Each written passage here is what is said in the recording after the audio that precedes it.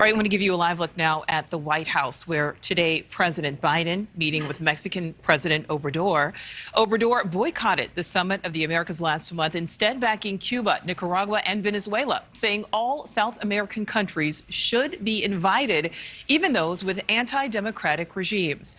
NewsNation's border reporter Robert Sherman joining us now. And Robert, these two certainly have a tense relationship. What did they discuss today?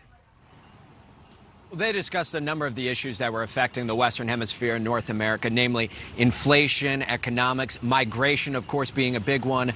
We'll have to tell you, Nichole, over the last few months, the relations have been strained between these two leaders. They've been butting heads with a lot of disagreements, whether it's over the issue of Ukraine or whether it's over economic policy or fossil fuels. Migration, however, remains the big one. And that boycott of the Summit of Americas proved to be quite significant, as that was an event happening in Los Angeles last month where one of the main focuses of discussion was going to be immigration in the Western Hemisphere. And the Mexican president chose not to come because the countries of Venezuela, Nicaragua, and Cuba were not invited. Those are some of the countries that we see some of the largest numbers of migrants coming from.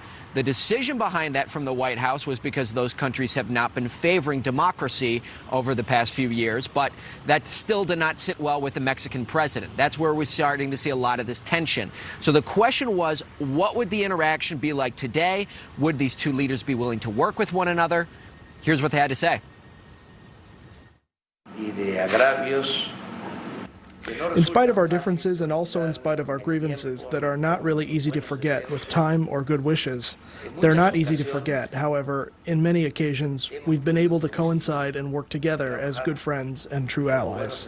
And today, we'll agree on our next steps together on all these fronts because we know we have to meet these challenges together. So there you have it, disagreement, but a willingness to be cooperative and work together. But underneath all this, there's another layer of tension between the president of Mexico and the governor of Texas, Greg Abbott, who recently signed an executive order that would allow Texas officials to move migrants back to the U.S.-Mexico border if they're apprehended here.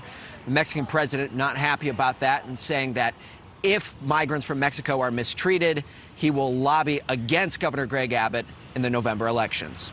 Nichole? All right, Robert Sherman reporting live for us near the border. Thank you for that. Thank you for watching. Go to newsnationnow.com to find NewsNation on your television provider. And don't forget to click the red subscribe button below to get more of NewsNation's fact-driven, unbiased coverage.